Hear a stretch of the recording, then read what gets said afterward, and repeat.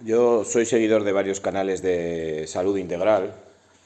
Cuando digo salud integral me refiero que hablan de dieta, que hablan de ejercicio físico, que hablan también de estado mental, porque sin duda nosotros somos somos seres multifactoriales y para hablar de salud integral o bienestar integral nos tenemos que referir a un montón de ámbitos, ¿no? Físicos, mentales e incluso para algunos espirituales, ¿no?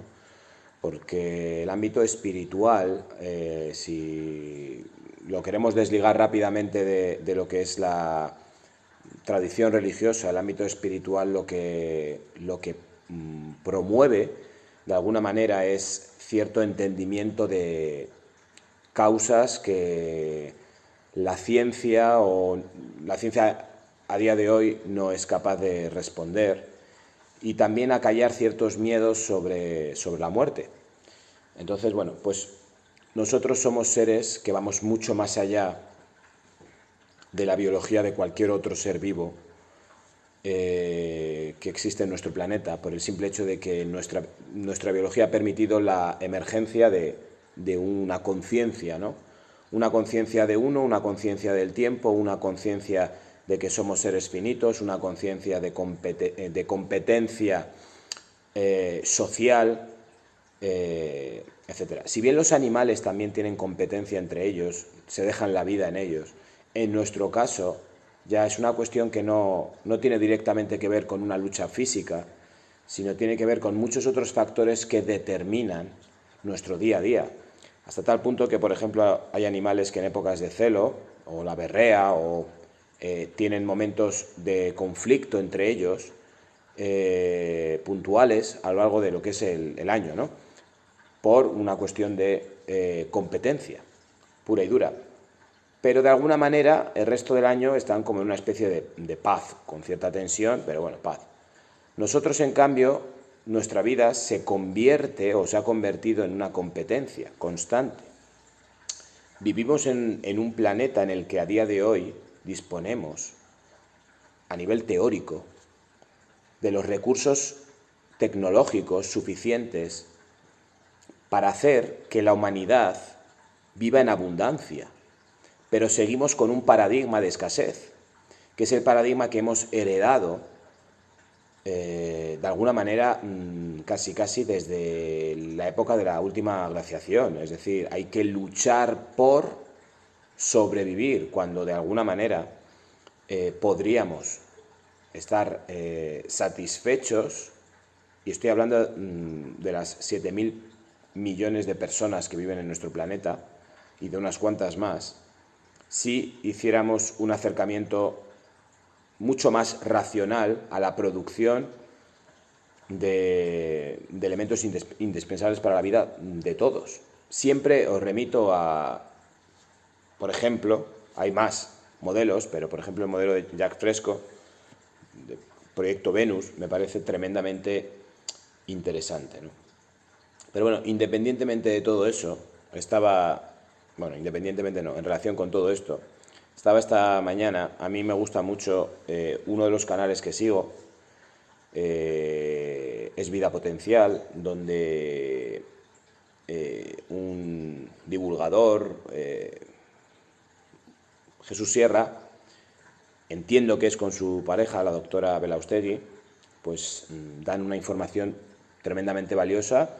Además lo hacen con una calidad y con una presentación excelente. Entonces es un placer siempre verles y escucharles, ¿no? Y Jesús Sierra tiene su propio canal, que se llama así, Jesús Sierra, en el que la verdad es que no me he fijado desde cuándo tiene el canal. Es un canal pequeño, pero bueno, las visualizaciones de sus vídeos son muy grandes y lleva gente muy interesante, ¿no? Por ejemplo, estuve viendo hace unos días la entrevista que hizo con Atienza, que me parece muy enriquecedor, y esta mañana no sé por qué le he dado a escuchar mientras hacía mis rutinas mañaneras a Pedro Vivar. Pedro Vivar es una persona a la que yo en Instagram sigo, Es una persona que le he oído hablar, lo que pasa que personalmente, pues igual que os pasa a muchos de vosotros conmigo, su tono, su dicción, su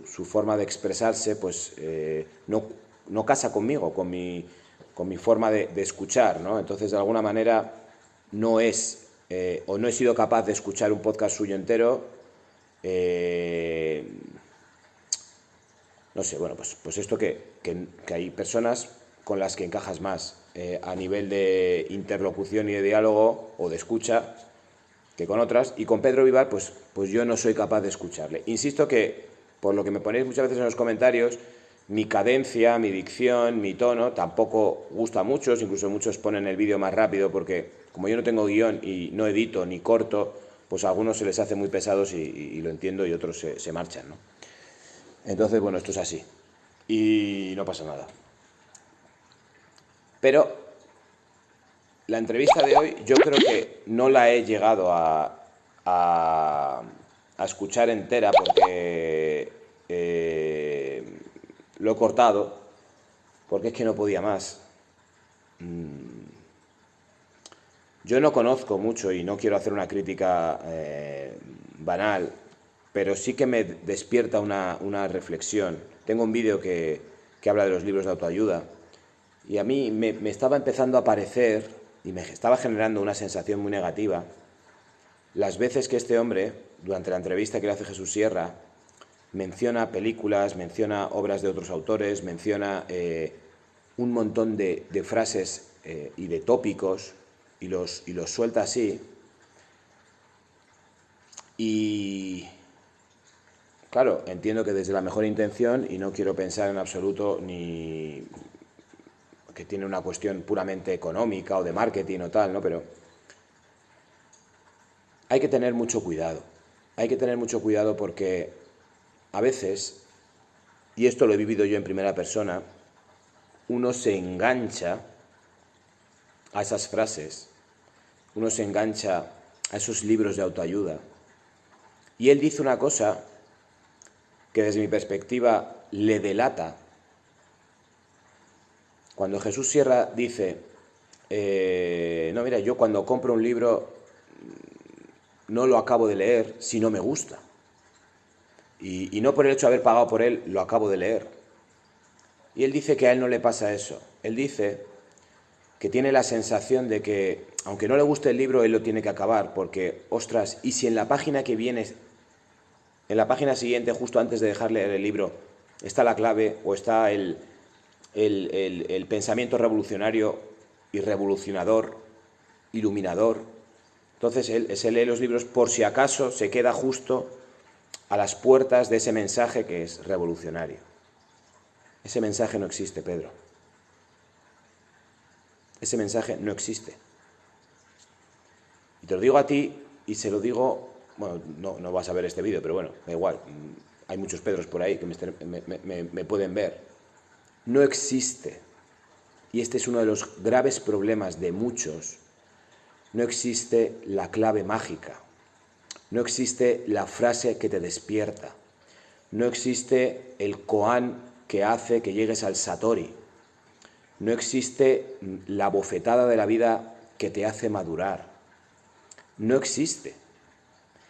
Y de hecho, la gente que piensa así vive en una continua búsqueda que jamás va a concluir. ¿Por qué? Porque está enganchado a la sensación que le genera la persona que dice esas frases o escribe esos libros. A los pies del maestro, está vinculado esta frase con Krishnamurti,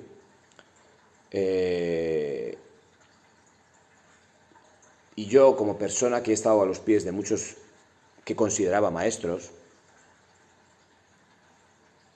te das cuenta de que realmente esa búsqueda, cuando la depositas en algo fuera de ti, que necesitas que te guíe, o que necesitas escuchar, o que necesitas seguir, va a ser un camino interminable, porque entras dentro de un negocio. que es el negocio de la verdad. Y ese negocio hay que cortarlo. A mí me parece bien, e incluso necesario en un primer momento, un pequeño empujón, mínimo. Pero después, sí o sí, todo el camino tiene que recorrerse de alguna manera en solitario. Digo de alguna manera, porque al final la vida es un conjunto de encuentros. Pero esos encuentros tienen que tener un valor justo, porque al final, por la noche, antes de quedarte dormido, estás tú solo. Y al final, en tu lecho de muerte, vas a estar tú solo. Y todas las experiencias, todas las voces, todas las frases grandilocuentes, todas esas cuestiones, suenan en tu cabeza, donde estás tú solo. ¿Esto qué significa? Que el trabajo es en uno mismo, Tú no puedes depositar el trabajo de cultivar tu tierra, tu terreno, en manos de otro, porque, insisto, se convierte en un negocio. ¿Cuál es, desde mi perspectiva, la mejor manera de poder, como me preguntaba uno ayer en preguntas y respuestas de Instagram, desconectar del sistema o apagar el sistema o apagar con conciencia? Pero es que con conciencia significa que dediques un tiempo a hacer un análisis de ti, de tus pensamientos, de sus orígenes y de un montón de cosas que tú tienes como asentadas en tu ser, que son como son y han producido lo que eres a día de hoy. Y si lo que eres a día de hoy no te convence y por eso estás en un proceso de cambio, el pilar fundamental de ese cambio es que analices por qué eres como eres. Y eso no lo va a poder facilitar un libro de autoayuda, ni dos, ni tres, ni un gurú, ni dos, ni tres. Eso es un análisis que tienes que aprender a hacer tú y que tienes que dedicar tiempo a hacer tú. Y que es tremendamente doloroso. ¿Por qué? Porque es como abrirte en canal. Y es escudriñar en tu pasado, pero sobrevolándolo. Sobrevolar las relaciones que has tenido con tu familia más directa es algo tremendamente básico y fundamental, con cada uno de los miembros de la familia en donde has crecido, el entorno donde has crecido. Yo, desde que soy maestro de primaria, me doy cuenta de todos los recuerdos que tengo de mi etapa de primaria y cómo, de alguna manera, las sensaciones, las emociones que durante ese periodo de tiempo he tenido, y estoy hablando 8, 9, 10, 11 años de vida, 12 años de vida, la llegada al instituto, todo eso, cómo ha cimentado unas direcciones en mi vida. No vamos a hablar de si has tenido valores religiosos o valores dogmáticos o miedos dogmáticos. Imagínate cómo puedes estar, tu psique, cómo puede estar, tu persona, tu yo, cómo puede estar. Y eso es el fundamento de cualquier catarsis, de cualquier revolución, el entender por qué eres así, cuáles son tus sesgos, cuáles son tus prejuicios, porque estamos llenos de información acabada que hace que interpretes la realidad de una determinada manera. Esa información acabada en tu ser, ese filtro, ese cristal con el que ves y oyes y entiendes, ese conjunto de significados de todo lo que te rodea, está íntimamente ligado a cómo interpretaste o interpretaron para ti tus adultos de referencia durante una etapa de 15, 16, 17 años en tu vida. Toda esta labor de aprender a mirarte hacia atrás es algo que tienes que hacer tú solo. Y no necesitas ningún secreto, no necesitas ninguna página donde venga una frase que digas, oh, con esto ya me he iluminado, mi vida ha cambiado. No, tu vida no va a cambiar, ni la tuya, ni la mía, ni la de nadie. La vida es un continuo. La vida es un continuo fundamentado en unos cimientos que no cambian de un día para otro. Cambian muy lentamente y mientras tanto hay que vivir.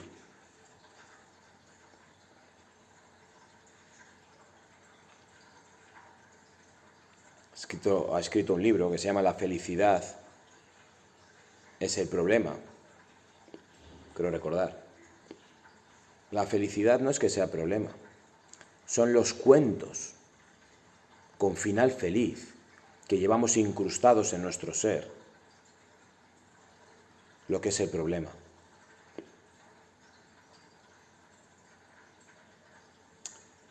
La vida no es consigo esto y soy feliz, soy funcionario y llega la felicidad, me caso, mi príncipe azul. No. La vida es un continuo, una continua lucha contra la incertidumbre, un ser inteligente, cada día ser capaz de resolver tus problemas con la mayor eficacia posible, con el menor gasto energético posible, tener proyectos, estar imbuido en esos proyectos, ir dando pasos en esos proyectos, lidiar con la muerte de seres queridos, con la enfermedad. Si tú eres capaz, de alguna manera, de estar en un progreso, en un camino, en un paso a paso, ir avanzando hacia algo que tú te has planteado, esa es la base para tener un telón de fondo de felicidad, pero simplemente es un telón de fondo de felicidad. Entonces la felicidad no es un problema. El problema es la concepción que tenemos metida en nuestro cerebro, en nuestra psique, de cómo debería de ser y que realmente no es así. Un abrazo, no muy fuerte que os rompo.